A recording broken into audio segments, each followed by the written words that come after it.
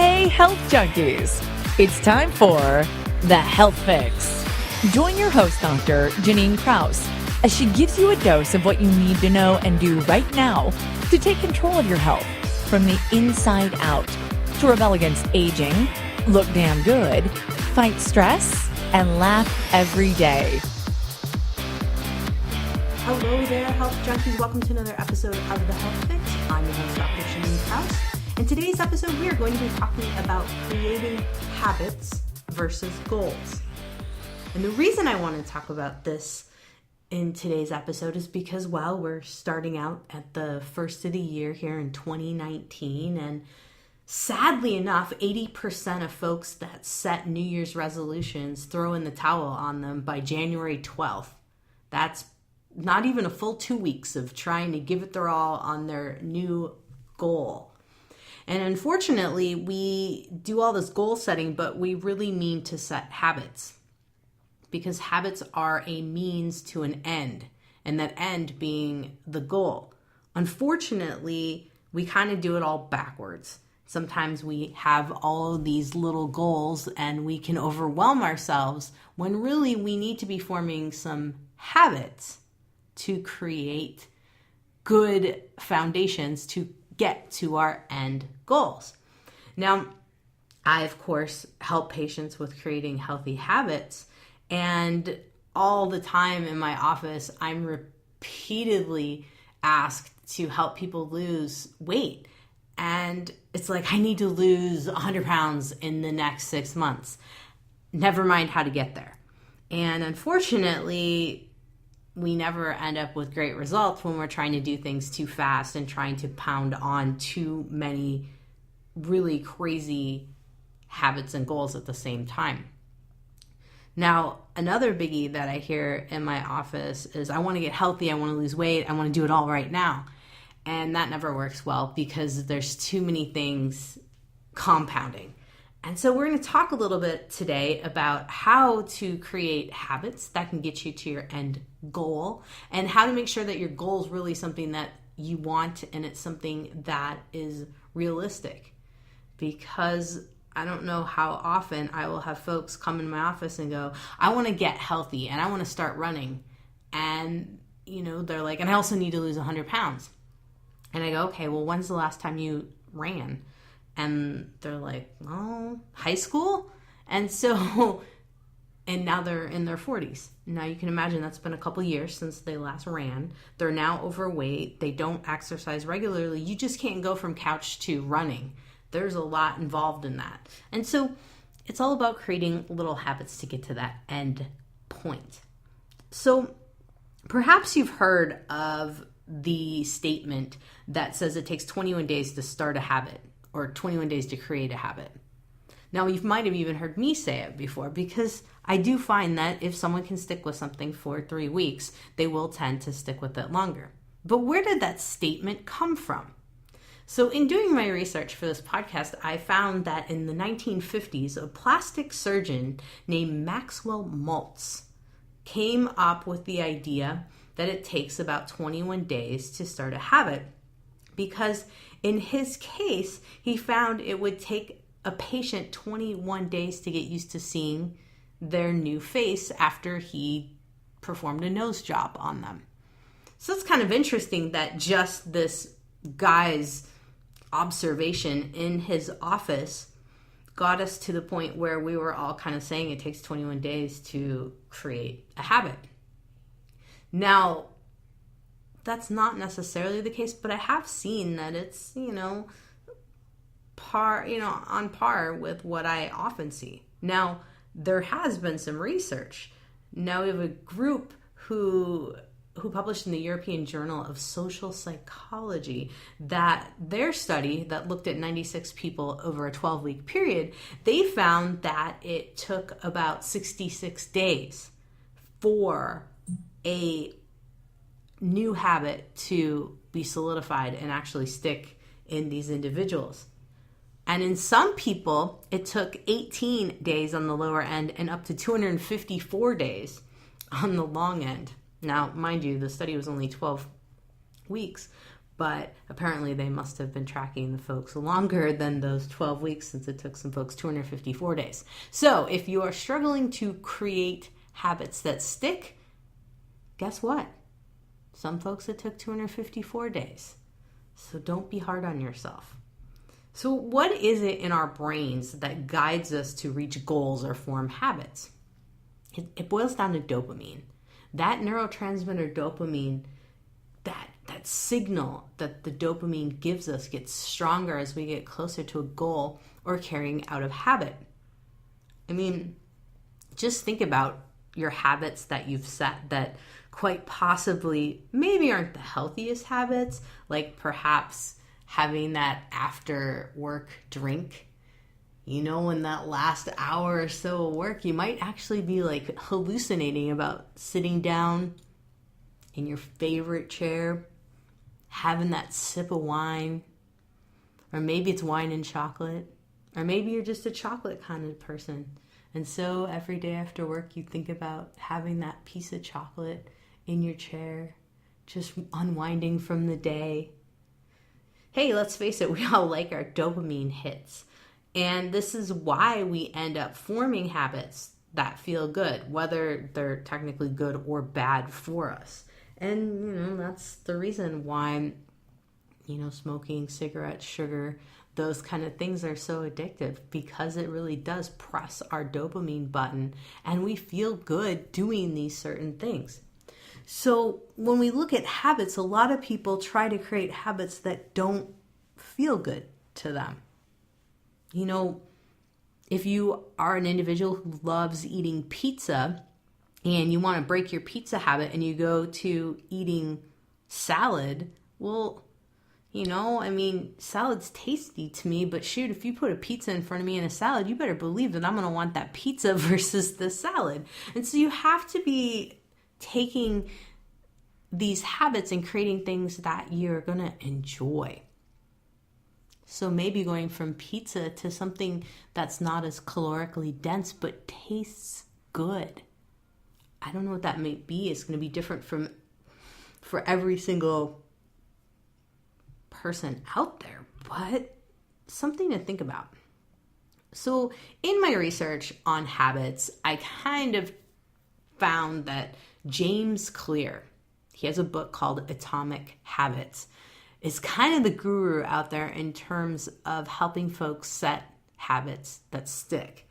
And I like his philosophy. I've used it on myself. I've used it with patients, and it does seem to work quite well.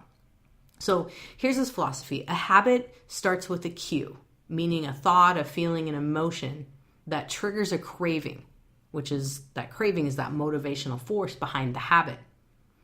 And that trigger is going to create a response, and that's the actual habit that you form.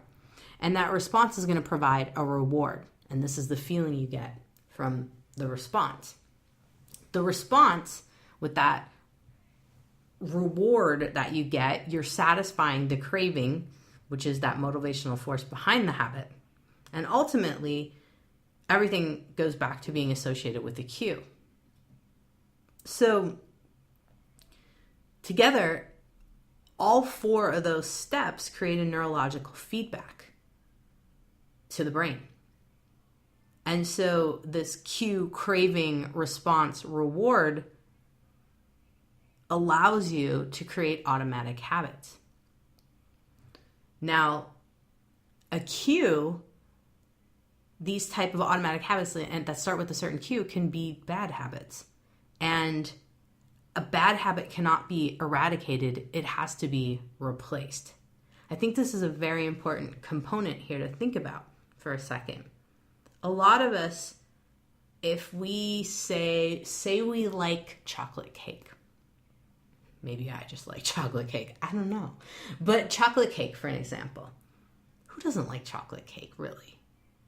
Well, if you don't like chocolate cake, then think of another flavor of cake. But anyway, so you have a piece of cake, and you want to eat a piece of cake every single night. And you've created a cue, which is you've gotten off of work, and every time you get off of work, it means in your head that you're going to go get your piece of cake And say this piece of cake, you buy a cake once a week. And so you cut pieces of the cake and that's what you're feeding on, per se, here. Now you can't just take that cake and be done with it and expect that that habit's going to go away. Why? Because your mind is going to ask for something else that's sweet like that cake.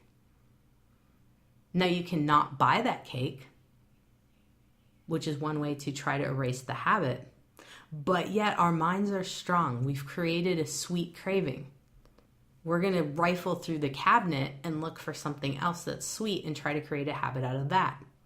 So you might go from eating cake one week and trying to not buy the cake, but then the next week you bought almond butter. And so now you're going to create an almond butter habit. And then the next week you go, oh, I can't buy almond butter because that's bad. So now I'm going to buy, let's see, what would I do?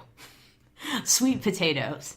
So now you've gone from cake to almond butter to sweet potatoes, which technically almond butter and sweet potatoes are better habits to have than the cake. And you're replacing in that case. And so you see what I'm saying? You're not taking away that habit, you're replacing it with something different. So a habit can't be eradicated, it has to be replaced. Now say eating that almond butter that switches into eating sweet potatoes, you're still consuming calories that may or may not be affecting your weight. And if your ultimate goal is wanting to lose weight, then you have to think about, okay, what am I going to replace this habit with? Well, what else do you like to do in the afternoon that doesn't require eating after work? Going for a walk, playing a video game, doing yoga, creating a new habit versus eating these foods when you get home or after work or however it may be. So you know what your habits are. If this is something that resonates with you, it's time to create yourself a new habit. Now, I just told you what one of my problems is in terms of needing to create a new habit. And what I've done is instead of coming home and go ahead and eat a snack, I've actually replaced it with eating an actual meal and having the meal portioned out so that I'm not eating cake or almond butter or whatever I'm finding in the cabinet. Now I'm actually eating a meal when I get home. So I think for a lot of people that are working on weight management and working on healthier lifestyles, having the snacks out of the house, but taking that snack habit that you created and turning it into something different and healthier for you is a great option. And so some people, they go home from work and they go for a walk versus having a snack. Lots of different options. I just found that eating a meal so I'm not eating too late at night actually helped me from overdoing it in the evening. So something to think about there. Now, a lot of people fail on creating habits. And unfortunately, what happens is we compound the habits. We try to do too many things at once. Let's go back to my patient example. I've got folks that come in and they're like, I want to lose weight. I want to get healthy. I want to start eating healthy foods. But let's back up a minute. This person is not a good cook. They rely on fast food quite often. Well, if they want to get healthy, they don't want to quick jump in to making all their own food on top of trying to start a new exercise routine, on top of starting to try to eliminate other foods from their diet. That's a lot of different steps. Some people who are trying to get healthy don't drink enough water, drink too many alcoholic beverages, drink too much sugar-sweetened beverages on top of eating out. That's a lot of different things to change all at once. So I recommend taking one step at a time, create that habit, and once you get that going and it's like second nature, then you're good. you're absolutely good in that department. So something to think about in terms of one of the reasons that habits unfortunately fail, because you're attempting to do too much too soon, and you set yourself up for failure. Now, the other biggie is that I see a lot of folks get hyper-focused. They can't see the big picture in terms of what they're trying to do with the habit. They're so focused on the end goal. So keeping in mind, let's talk about weight again, because this is such a common one. I have folks who are so focused on losing weight that they can't figure out what habits they need to do first to get the weight off. And so they're so hyper-focused and so obsessed with weight loss that everything else just falls by the wayside. So they end up not eating at all, or overeating because they stress themselves out. Now, another biggie that happens is folks fantasize about their end goal, and it really obscures the vision of how they're going to get to that end goal. They've got this big idea of wanting to retire early or wanting to lose weight, but they have no idea how they're going to get there, what steps they need to get to that component, what must be done to reach that end point. So not focusing on the habits first to get to the end goal. Now, another biggie is folks overthink. And so a lot of times I will have folks who come in to try to lose weight, and they're being so careful about their diet and so meticulous that they're driving themselves nuts. And it just doesn't do well. So, overthinking, a big deal. In Chinese medicine, and Taoist types of thought process, there is a concept of doing something over and over and over again till you master it before you go to your next step. I think this is crucial information for anyone who's trying to set habits to reach a goal. So, for example, before you can move on from drinking sodas and juices and venti soy lattes, you've got to master drinking water first, every single day. Then move to eating healthy. And it might not mean that you're going to create all your own meals at first. Maybe we're talking about healthy dining out substitutes, healthy fast food substitutes first, or using a company like HelloFresh, something of that nature to help you with your meals. So you get the picture here. And we're all guilty of it. I think most folks, if you look back at all the habits you've tried to create or even trying to reach endpoint goals, there's a lot that can get in your way. And I think it's important to talk about those different things. All right, so we talked about things that would be getting in your way. Now, if you're struggling to make a new habit stick, James Clear notes that you need to ask yourself some simple questions. For example, what are some cues that you can set up in your environment to remind you to take your next action? So for example, if we go back to eating the cake after work, well, maybe we don't have any junk food in the house except for washed and cut fruits and veggies. Now you have a cue in your environment to eat those foods versus the junk food. Let's face it, if veggies and fruits washed themselves, we would eat a lot more of them. So if you have them washed ahead of time and cut up and ready to go, they're going to be a lot more attractive than, if you did have cake in the house, because you could just bust open the cake and boom, it's in your mouth before you can even think about what you're doing. So these are cues. Same thing goes for if you're wanting to drink more water. Well, then get a water bottle out and have it on your desk. That is going to create that cue because it's right there. Now, next question you want to ask yourself are, what are some ways I can limit the barrier to the action for my desired habit? Like I said before, with the food, the barrier, the limit is wash the fruits and vegetables, cut them up, have them ready to go, because that's going to be a barrier. Now, another would be is if you are trying to work out, have your workout equipment there around the house versus having to go to a gym. Because if it's right in front of you, you got a hula hoop, you've got some dumbbells right next to your, desk at the house, it's a lot easier. Or your desk at work, you got a dumbbell next to it. It's going to make it a lot easier to think about picking that up and doing some bicep curls, something of that nature, than if you have to go to the gym, because that's where all of your workout equipment lies. Now, the next question would be, how can I reward myself in a positive way that will encourage me to continue pursuing these habits? So, what can you keep doing to encourage yourself? Now, one of the big things to encourage yourself to keep eating veggies is to keep getting a variety of veggies, not eating the same darn ones over and over again.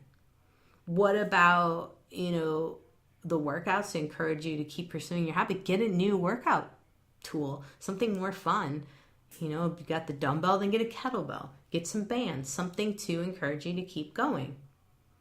What about if you're trying to drink more water? Maybe a new fancy water bottle. Or maybe you're starting to add a little fruit to your water to get it have a little bit more of a flavor. All kinds of fun things you can do to reward yourself. Really, those questions are important.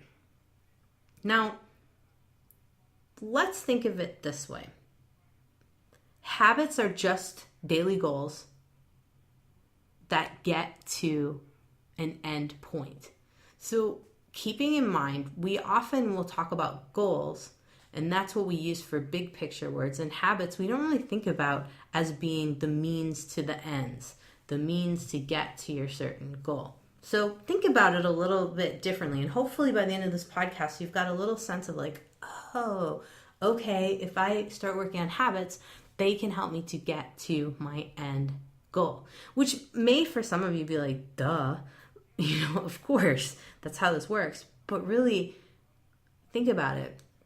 Have you ever failed to reach a goal? What do you think the problem was? It's possible that you didn't get all the habits in place first. So really keep this in mind. Now, simple process for creating any habit according to Mr. James Clear. And remember, he's the Atomic Habit book guy, which I find absolutely fascinating. And he's got a great website. It's jamesclear.com. Check him out. I really recommend if you're working on trying to set some good healthy habits for yourself this year and you're trying to break some other ones and set some end goals, he's the guy to take a look at. So his simple 5-step process for creating any habit starts with making your habit so small you can't fail. Because keep in mind, people try to add too many things together to have too much change too fast. Really, the idea here is you want to set yourself up for success so you can't fail. So say you want to get in shape, start by doing 1 push-up, 1 pull-up, 1 squat, whatever it may be. Start by doing 1 of these things, and then the next day you do 2. You keep going up from there. Simple stuff so that things are easy to achieve and impossible to fail. Because if you can achieve it one day, that gives you enough of a reward to be like, okay, I can do this tomorrow. Such as, for example, you're going to start eating vegetables. Okay, you eat 1 carrot one day and the next day you eat 2. Stuff like that. Now, if you have a big habit that you're trying to create, break it down. One of the things that you can think about is if your goal is to write, say, a book, or your goal is to, say, do 100 pull-ups a day. Well, okay, start with 10 sets of 10 so that it's not 100 in one shot. You do 10 every hour or so. That's doable. And see if you can break it down that way. Oftentimes when I've had workouts that seemed insurmountable, breaking it down into, 5 lifts, 5 rounds or something like that helped me to finish that task. But in the case of creating a habit, for a lot of people, exercise in 1 hour a day is a really tough habit. But if you take 10 minutes 6 times during the day, that's more doable. Or 10 minutes 3 times a day to get 30 minutes. Something to think about. And I think this is something that a lot of folks feel like if they don't get it all in one session, they fail. They can't do it. You can break up exercise. There's nothing wrong with that. You can break up writing books. You can break up writing term papers. It's taking chunks of things and doing it one step at a time. Now, another advice component from Mr. Clear is never missing something twice. I like this because I think a lot of people will be like, I'm too tired to go to the gym today. I'm just not going to go. Okay, fine.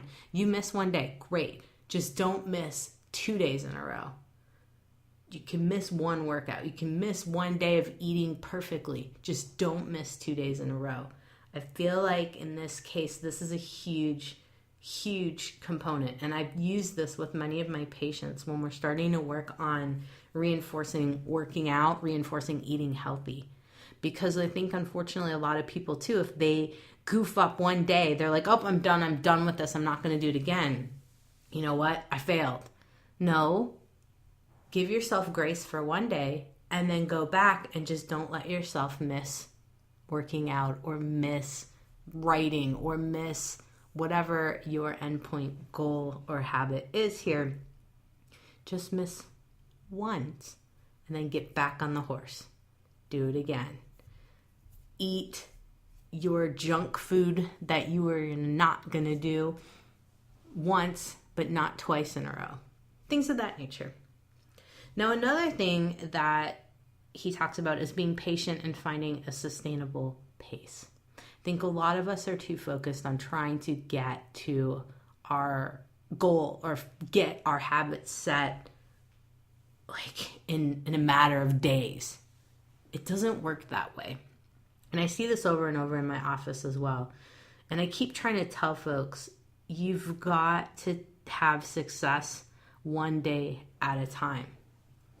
Because building an exceptional goal, your endpoint goal of saying retiring early or living on a Caribbean island or living out of a van traveling through the mountains, whatever it may be, this takes time. What's that saying? Rome wasn't built in a day. It's true. And so your endpoint goals aren't going to be built in a day, and habits aren't built in a day either. You really need to go at a sustainable pace. My one favorite line that my coach uses all the time is time takes time. Yes, it does. Greatness takes time. It takes time to be an exceptional human being, according to James Clear. So thinking about this in terms of, okay, I'm going to set this habit, I'm going to create this habit for myself, and I'm going to set this goal, but I'm going to set it in a realistic time frame. Like in 6 months, I will have lost 10 pounds. Something of that nature. Versus in 6 months, I'm going to lose 100 pounds. Yeah, right. That's crazy. Am I saying it can't be done? No, but I'm just saying that's a lot of weight to lose in that quick amount of time. So, how do we create a habit? We got to make a cue that's obvious. If we want to drink more water, you got to put the water by your desk. Now we've got to make that cue attractive. How are we going to make that cue attractive? We're going to buy a water bottle that's cool looking. Or we're going to add lemon or lime in that water so that it's more attractive just to the look, to the taste. And we're going to make it easy to get a response. What's that mean? We're going to have it right next to our desk so we can quick grab it, we can drink water, and then we're going to feel, okay, I feel better. I drank my water. Yay. Why? Because the water's right there. I didn't have to walk to the water cooler. I didn't have to go out of my way. It's right there. Now, making it satisfying. Using a water bottle that keeps your water cool. Something like a Swell or a Corksicle or something of that nature. So now it's cool, it's satisfying because it has lemon and lime. And so as simple as that, with water. You can think of ways to make your cue obvious, make your cue attractive, so that you want to crave it. It's just, it's irresistible. The third part is making it easy to get. And then fourth is making it satisfying. So if you're wondering, am I going to have these in my podcast notes? Absolutely, so that you can check them out. And if you want more details, like I said before, jamesclear.com, he has all of this listed out there. And this is what I reference for my patients when they're working to try to create habits and have successful goal setting. Now, how do you break a habit? First, you've got to take that cue and you have to make it invisible. So remember my chocolate cake? You got to take the chocolate cake out of the house. Now, you have a craving that you've created to this cue, which is your chocolate cake. So you got to make that craving unattractive. In this case, you want to remind yourself about how you felt last time you ate too much of that cake, how you felt internally, mentally, emotionally. You got to remind yourself how down you felt on yourself last time you ate that piece of cake. Now, you have to make that response to that cake difficult. This is kind of a further exaggeration, if you will, of that feeling that you had when you had that cake. Now, I don't want you to be down on yourself. I want you to remind yourself of when you were down on yourself in the past and how you didn't feel good from eating that. Now, you have to make that reward unsatisfying. So that cake has to be unsatisfying. Well, now you've talked about how you didn't feel good. You talked about how you were down on yourself when you ate that cake before. That's not satisfying, is it? No way. You want to think about something that would be much more satisfying in that case. What could you replace that with? What could you make in terms of a new habit that's obvious, that's attractive? So instead of your chocolate cake, perhaps now instead you're going to have an apple. And the apple's going to be shiny. It's going to be crunchy. It's not going to have bruises on it. You're going to buy a higher end apple that looks pretty. And it's going to be washed up. And it's going to be just glowing. That's the attractive component.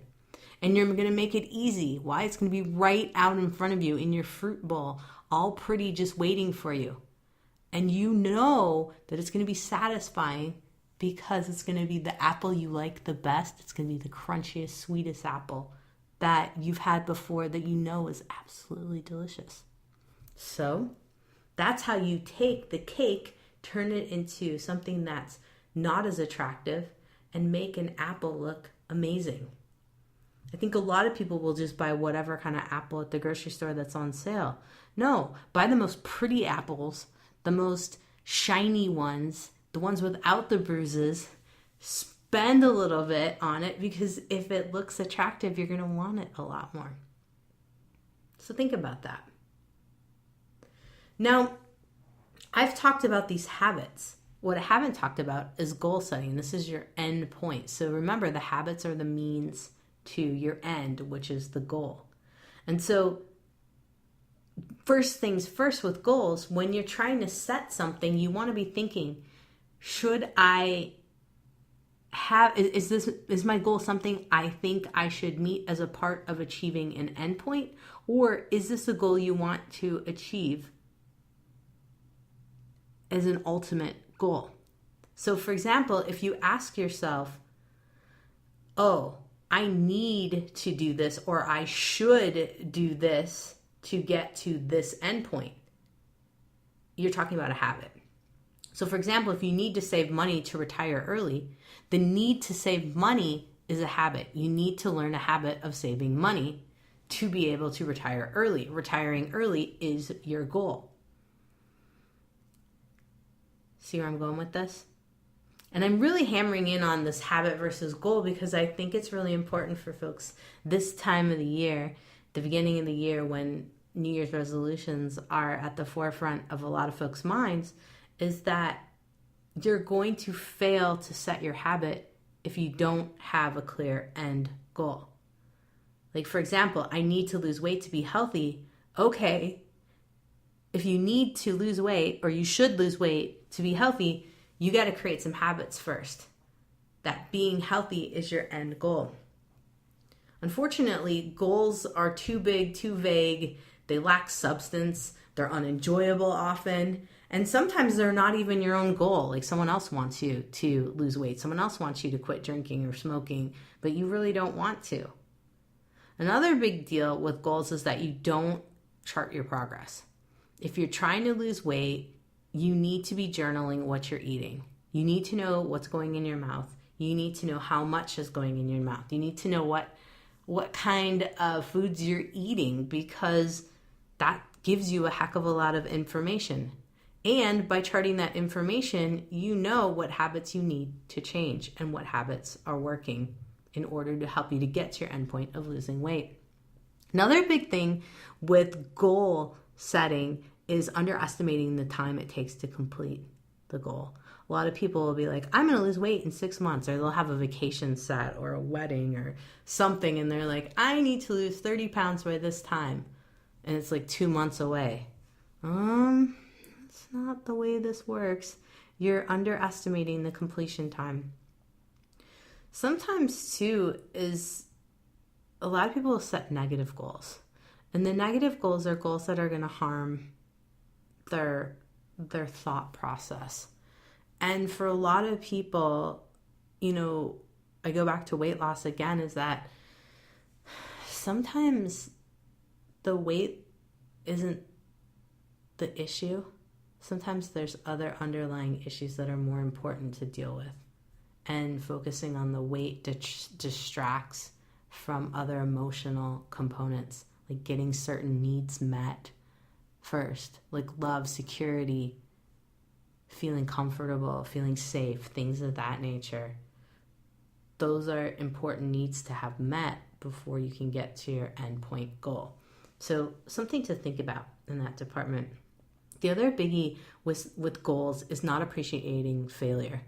Because a lot of times on the way to achieving a goal, there will be little mini failures. And that's where taking the time to review your progress and chart your progress will show you where you've had little blips, but where you've also made big gains. And a lot of people will take a failure, they'll, going back to the weight again, they'll get on the scale and they'll be like, I haven't lost weight in 2 weeks. But if they look at their progress, they're eating so much better. They're eating smaller portions. Things are going better. They're just stuck at the moment. We get lost in these things. So something to keep in mind. Now, in addition to all of this, I think we also get lost in what we need to actually outline for our big goals. Now, I have another reference. It's Paul Meyer's book, Success Motivation Institute, mindtools.com. He outlines what goals need to be in terms of the key components of goals. He talks about them being specific and clear. For example, what do you want to accomplish? Why is this goal important? Who's involved in the goal? Where is it located? Which resources or limits are involved? These are good questions to ask yourself, because I think a lot of times when we're thinking about goal setting, we just blurt out a sentence and we don't really think about all the details involved. Now, in terms of the measurement of this goal, like I said, tracking your progress is important. How much? How many? How will I know my goal is accomplished? Going back to weight, what is your goal weight? And, that could be dangerous for a lot of folks too, because they have unrealistic numbers that they're throwing out there for their goal weight. That's not going to happen. And so these are things that can be a negative goal. So really looking at everything surrounding why you're making the goal, what's realistic at this point, and being honest with yourself. Now, in terms of achievability, how are you going to accomplish the goal? How realistic is the goal? And Are there financial factors that are involved that could be constraints in terms of achieving your goal? Now, the next component that Paul Meyer noted is relevancy. And he was saying you need to say yes to these following questions. Does this goal seem worthwhile? Is it the right time to go for this goal? Does this goal match your efforts and needs? Are you the right person to reach this goal? Is this goal applicable in the current socioeconomic environment? So things to be thinking about. Now, another thing is back to the time, and I've already mentioned it before in terms of time frame, because unfortunately we do tend to set unrealistic time frames for goal achievement. Now, yes, a good question is to ask yourself, when will you achieve the goal by? But looking at it realistically and being, is this enough time for me to achieve this goal? And giving yourself parameters. In 6 months, where will you be? In 5 months, where will you be? In 6 weeks, where will you be? Where will you be in a week? What are you going to do today? Giving yourself milestones with the goal is huge. So I've given you a breakdown of habit formation and the connection of habits to goals, and that habits are what are used to create your end goals.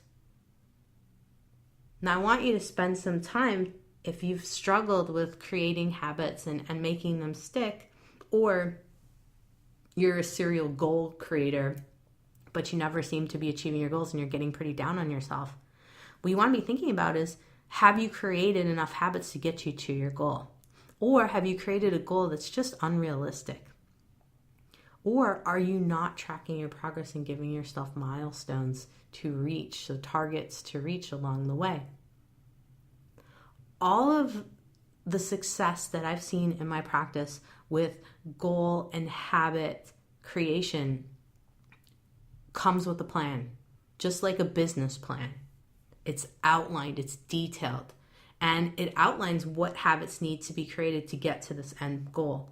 And it outlines how they're going to get to the end goal, the time frame, etc. Everything I've mentioned here in the podcast today. And a lot of people, unfortunately, don't want to put the work in to do this. And I cringe, because really the folks that I see the most success with getting healthy, living their most healthy life, obtaining optimal health, reversing type 2 diabetes, losing weight, are the folks that sit down, create habits and end goals with me, and outline a time frame and parameters like targets to reach. We make sure that their goal is relevant. We make sure it's achievable. We make sure it's measurable. And most importantly, we make sure it's very specific and clear. And when I say specific, it's not too many things. It's a clear outline of habits to create that are simple and achievable to get to the end goal. So I hope that for those of you who have set New Year's resolutions and failed in the past, or those who have set them and haven't quite embarked fully on them yet, I hope that this podcast helps you to really sit down and outline your game plan. If you just willy-nilly made your statement on New Year's Eve that you're going to do X, Y, or Z, and then imagined it was going to happen without a game plan. No good success ever happens without a game plan. You can't win a football game without a game plan. You see the coaches there calling out the plays. You need to create yourself your play and how you're going to do this and outline it. And instead of being upset with yourself when you keep trying to create habits and set goals without straight documentation with your game plan of how you're going to do it. So hopefully in listening to this podcast, you've got some ideas of how you're going to outline things for yourself. And you can head over to my website at drjkrauseND.com to help with creating great habits for yourself. And by all means, look at the resources that I've listed on my podcast notes. James Clear and the Atomic Habits. And, oh my goodness, I just forgot the other guy's name. Oh, I get it. Hold on. Let me find it again. James Clear is the biggie at jamesclear.com. But Paul Meyer is the other guy. And he definitely also has some really, really good information at mindtools.com. So the two of them are the gurus that I found most useful for patients in my practice and myself in terms of helping with habit formation and goal setting. So if you're struggling, I highly recommend checking those folks out and looking at my outlines of steps, actionable steps. And I wish you the best of luck in all of this. And feel free to make some comments. Let me know how you did. I'd love to hear the successes, even the failures, because I think there's a lot we can all learn from helping each other to create good habits and set some great goals. So, you have survived another episode of The Health Fix. I'm your host, Dr. Jannine Krause. Have a great day, whatever you're doing. Hey everybody, Dr. Jannine Krause here. If you liked what you heard today, then head over to drjkrausend.com to find my free resources and information to know when I post something new that's juicy that you might want to check out. Plus, head over to where you get your podcasts and subscribe, and write a review to help get the word out about me and help others at the same time to find me. It really does help, and I really appreciate all of your reviews.